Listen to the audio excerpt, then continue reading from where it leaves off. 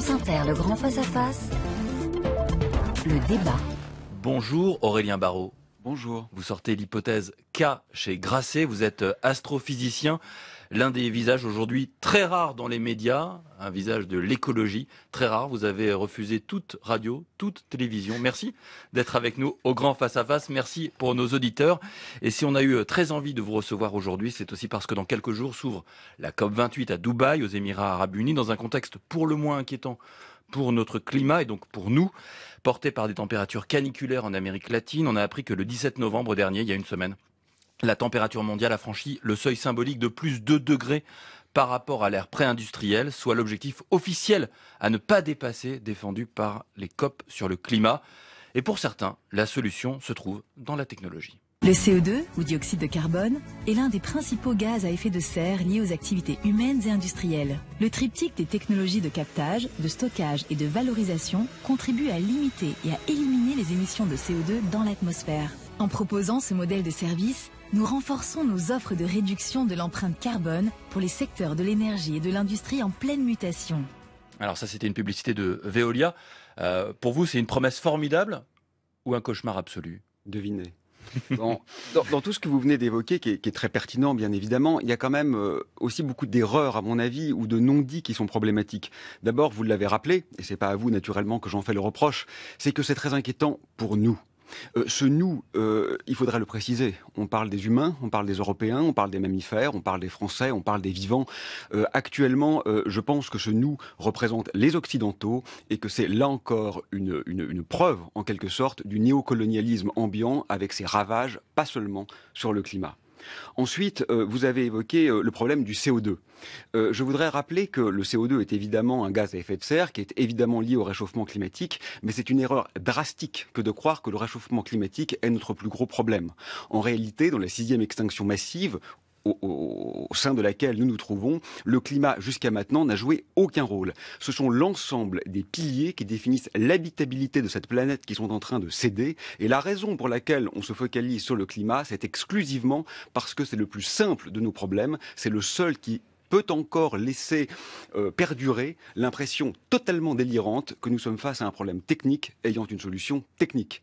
Et là, effectivement, j'en viens à la 3e erreur, c'est ce techno-solutionnisme qui relève vraiment d'une abjection suprême en réalité, parce que non seulement il ne marche pas, il suffit de regarder l'histoire, il suffit de regarder les faits, il suffit de regarder les effets rebonds, donc on peut comprendre son inopérance du point de vue purement ingéniérique, mais on doit aussi le comprendre du point de vue axiologique, c'est-à-dire du point de vue des valeurs.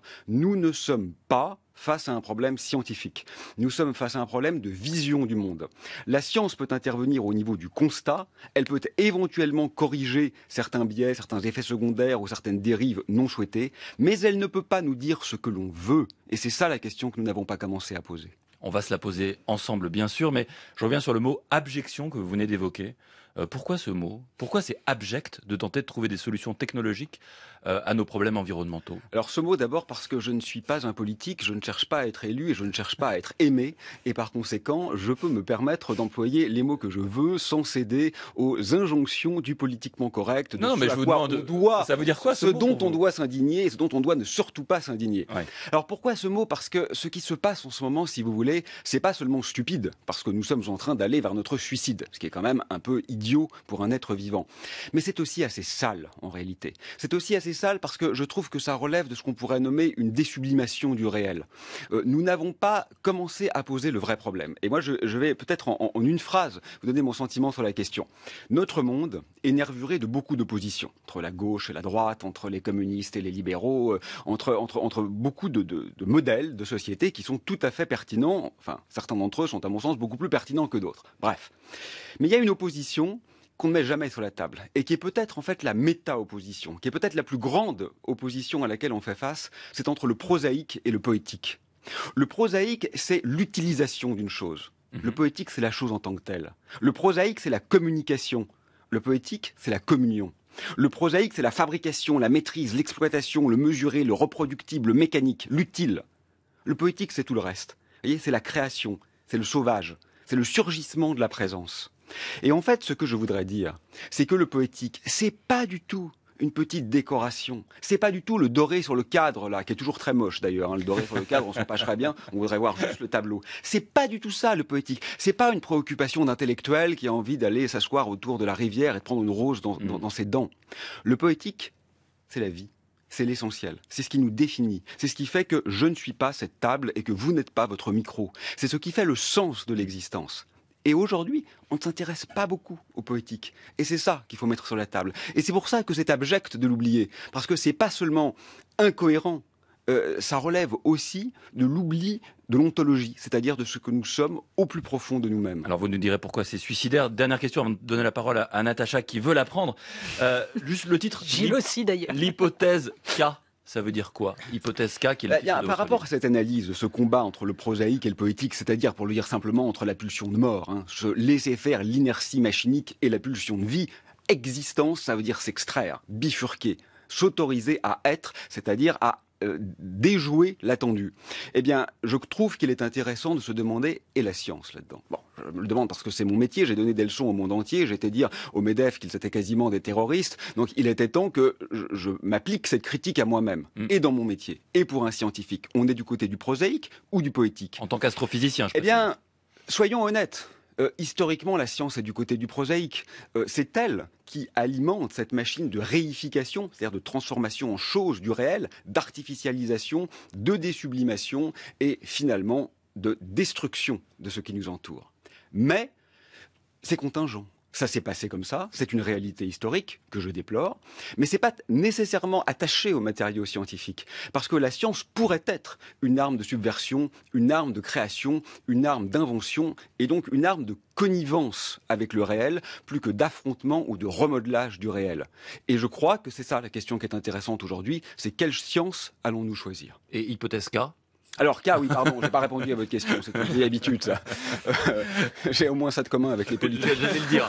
Donc, K, parce que karkinos, en grec, c'est le cancer, et je crois que notre technologie, aujourd'hui, est devenue autonome, dans une grande partie. Ce sont des machines qui construisent des machines, des programmes qui conçoivent des programmes, et que cette autonomie est devenue littéralement métastatique, cancéreuse, et qu'il y a beaucoup de leçons à tirer de la médecine. D'une part, qu'il faut une compréhension globale, c'est une maladie systémique, il ne faut pas traiter que les conséquences, il ne faut pas traiter que les effets, ça ne fonctionne pas, on le sait très bien en oncologie, mais aussi qu'il faut redéfinir ce qu'est la victoire, qu'il faut être humble et penser en philosophe autant qu'en technicien. Natacha Polony.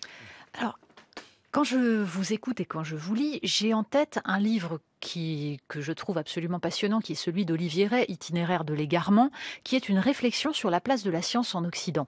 Et sa thèse est de dire que, en gros, s'opère une bifurcation à la Renaissance quand Galilée conçoit l'idée que le monde peut être pensé en équations mathématiques. Et tout l'Occident, tout le rapport de l'Occident à la science se construit à partir de là, avec cette tendance qui est d'effacer tout le réel qui ne rentre pas dans les équations mathématiques. Sauf que c'est grâce à cela que petit à petit a pu s'opérer une modification qui aboutit à la révolution industrielle, avec ce qu'elle a de pire, mais aussi la capacité à se soigner, à allonger l'espérance de vie, à permettre un petit peu à l'humanité de ne pas subir uniquement la nature.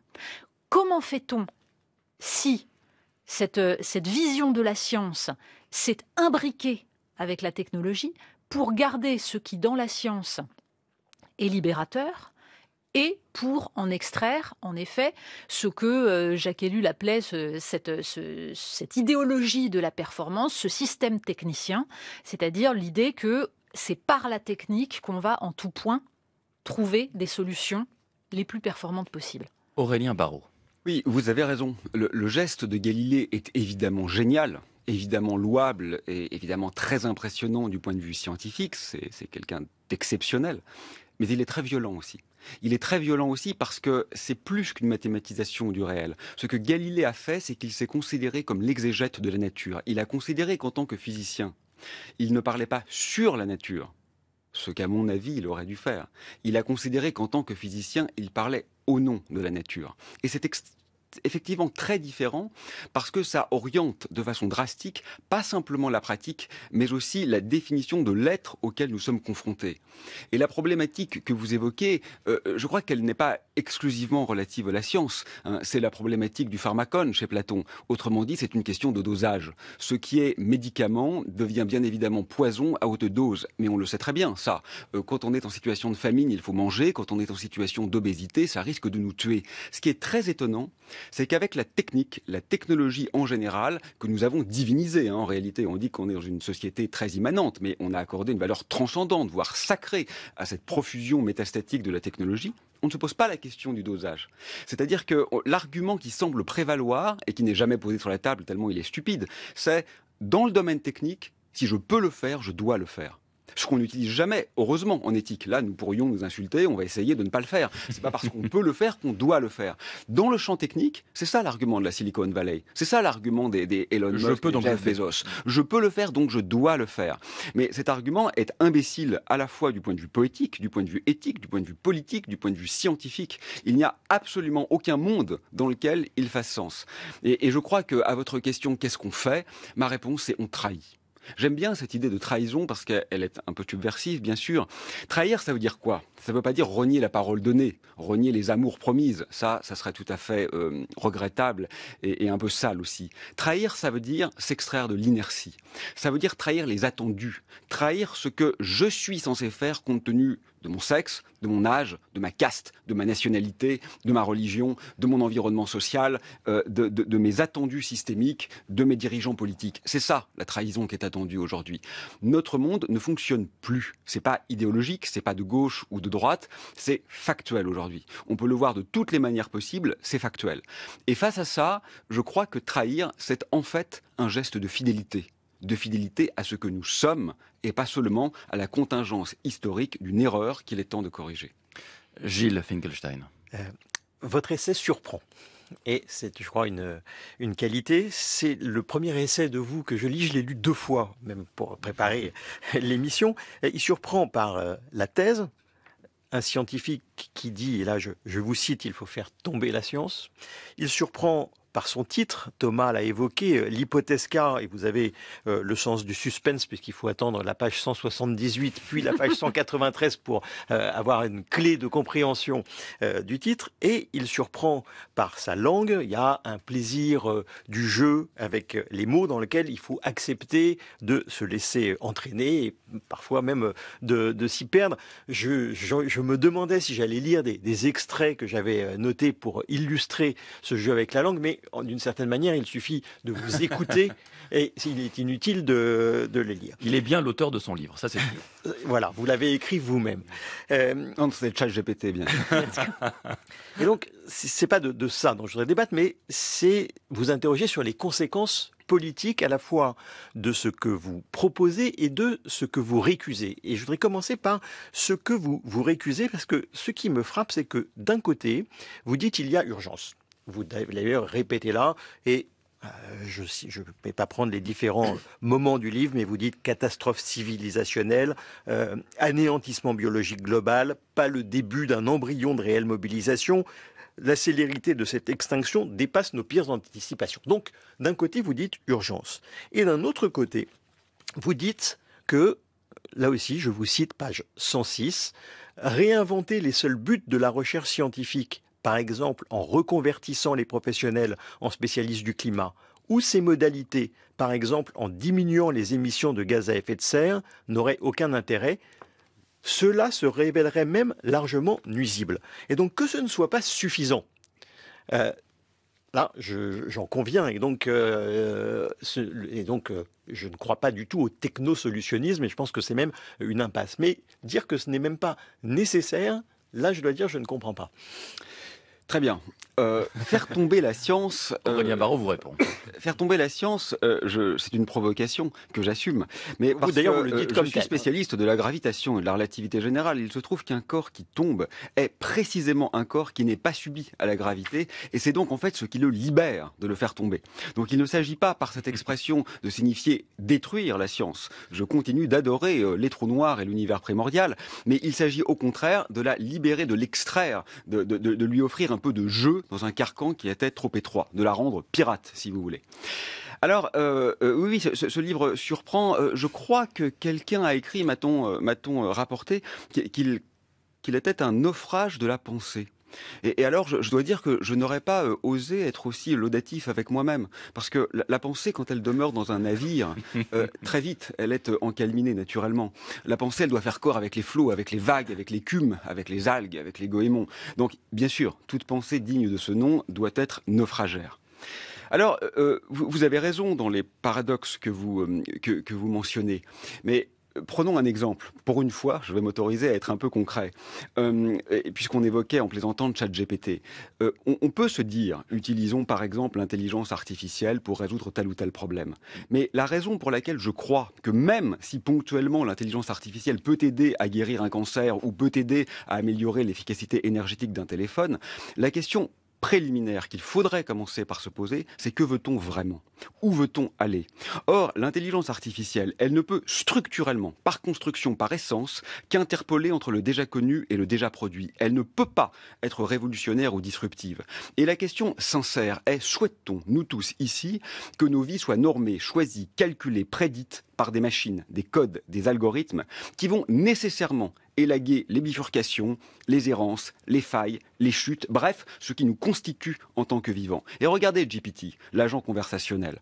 Ça peut sortir des phrases qui sonnent bien, mais le langage, il est défini par deux choses. C'est sa référentialité au locuteur. Vous m'avez invité parce que vous savez un peu qui je suis. Si vous saviez vraiment, vous ne m'auriez pas invité, mais vous savez un peu qui je suis. C'est très essentiel. C'est très essentiel. Et la deuxième référentialité, c'est au réel. Mais GPT n'a pas de critères de vérité. Donc les deux définitions de l'idiome sont absentes. Ça n'a strictement aucun intérêt, aucun sens. Alors vous avez très bien répondu, mais vous n'avez pas du tout répondu à ma question. Vous l'avez pas... Donc vous devriez vraiment faire de la politique. Parce que vous avez répondu en prenant l'exemple, vous l'avez sublimé, bien sûr, en partant de l'exemple de l'intelligence artificielle. Mais si on revient sur l'hypothèse K et sur la catastrophe climatique, en quoi travailler à la réduction des gaz à effet de serre, c'est largement nuisible. Parce que ça fait perdurer le statu quo, parce que ça nous interdit de penser, parce que ça nous permet de faire comme si tout allait bien. Un peu comme on fait en ce moment à l'international, on peut enfin parler d'autre chose, on va être très content. C'est ça le problème. Si vous voulez, je vais le dire de façon métaphorique mais quand même précise, aujourd'hui on est en train de larguer un tapis de bombes sur le vivant en général. On a déjà détruit les 2/3 des insectes, les 2/3 des mammifères, les 2/3 des arbres et beaucoup d'êtres humains décèdent chaque année.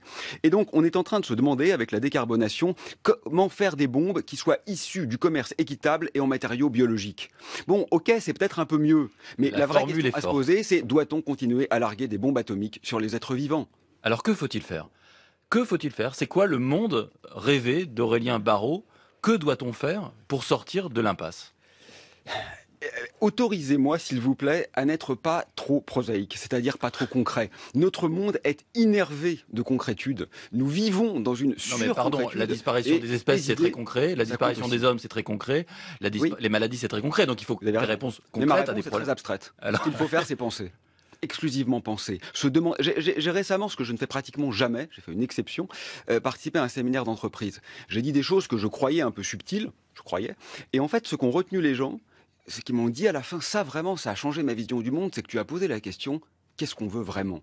Là, je n'avais pas l'impression d'être très subtil à ce moment-là. Mais c'est ça qu'ils ont retenu.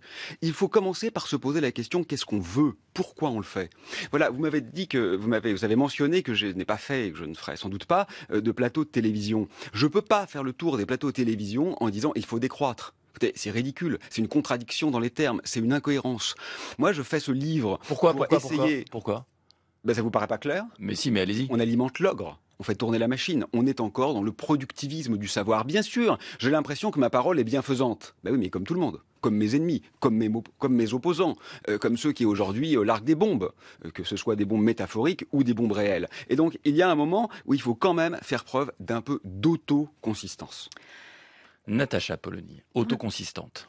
On a vu cette semaine, justement, autour de l'intelligence artificielle et de ChatGPT, une affaire qui, à mon avis, est absolument extraordinaire et très intéressante sur le fonctionnement de la technostructure dont vous parlez.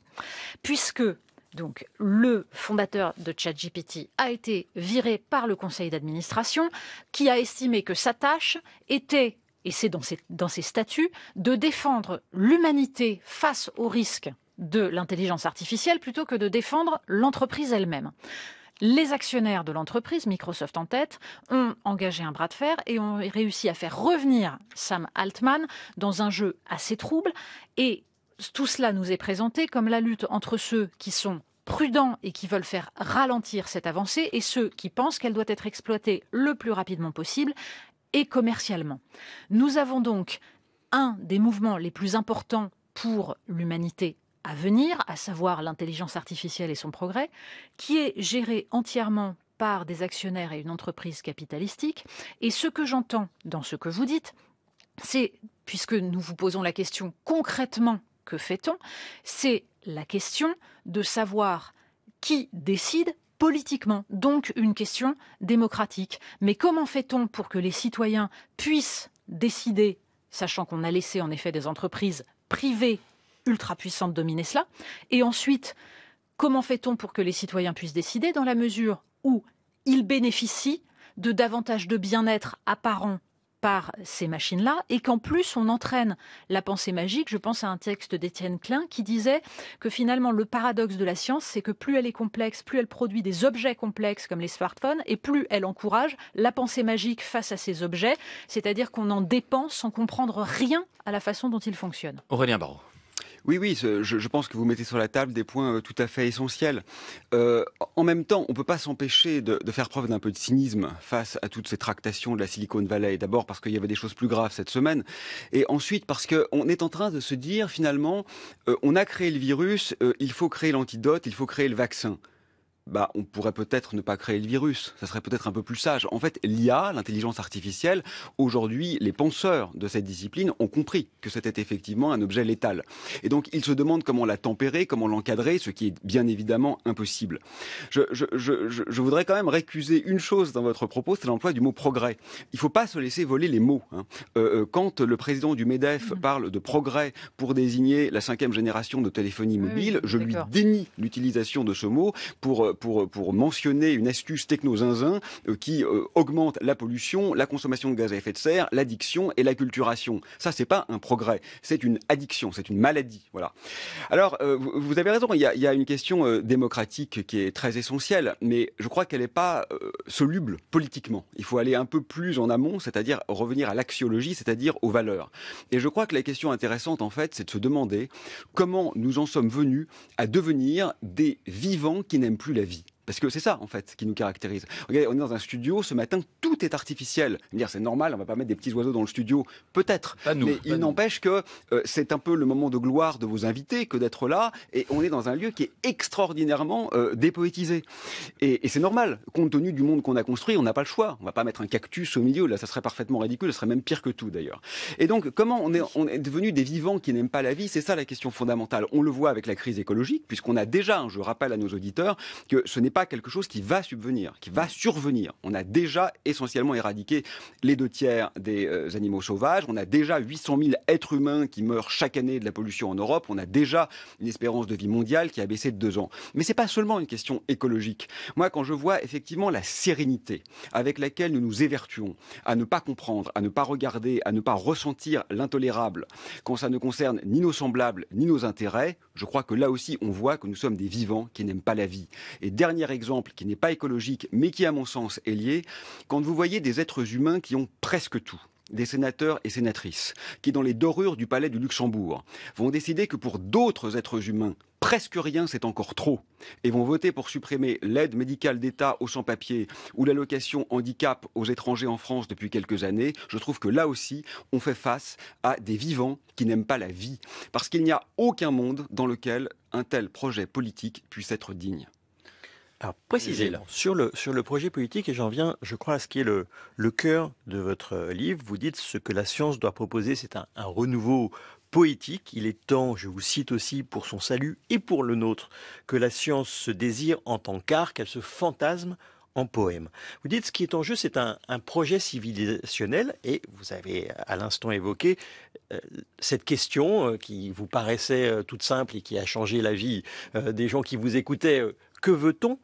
En fait, ce que je voudrais, c'est avoir votre réponse. Pas seulement le fait de se poser la question, mais quelle est la vision du monde que vous défendez. Et je crois que c'est un élément qui est très important parce que vous dites à d'autres moments, il ne faut pas parler d'effort parce que comme si un effort c'était on allait avoir moins, alors que avec cette transition, ça nous mène vers du plus. Vous dites, vous l'avez dit tout à l'heure d'ailleurs, il faut redéfinir la victoire. Vous dites, il faut créer un autre monde dans le monde. Mais vous mesurez à quel point réussir à dessiner ce que serait le monde d'après est déterminant pour réussir à y aller et à embarquer les citoyens. Et donc, je vous pose la question, non pas quelle est votre question, mais quelle est votre réponse? Aurélien Barraud. Vous devriez interviewer des politiques, vous. Écoutez, il en on a fait face... beaucoup interviewé. Non, c'était une blague, je sais. Nous faisons face à une double menace. Il y a la mort de chaud, ça on le connaît, c'est le dérèglement climatique, et il y a la mort de froid.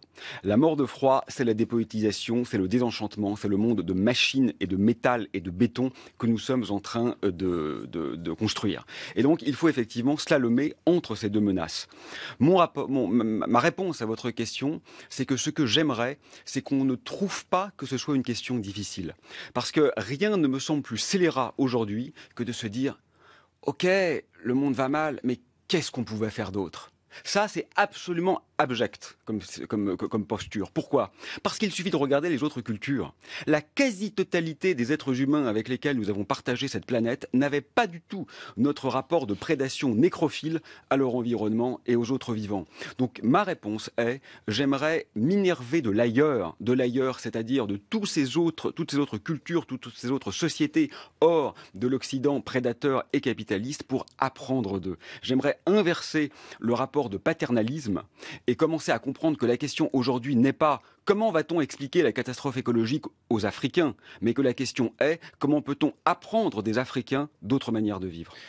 Aurélien Barraud, innervé et un peu énervé aussi. Ce matin, pardonnez-moi le jeu de mots, mais vous aimez ça, jouer avec les mots. Un petit mot quand même pour terminer sur la place de nous, êtres humains, parmi les vivants. Quelle est cette place selon vous? Est-ce que c'est une place parmi d'autres ou une place au-dessus des autres?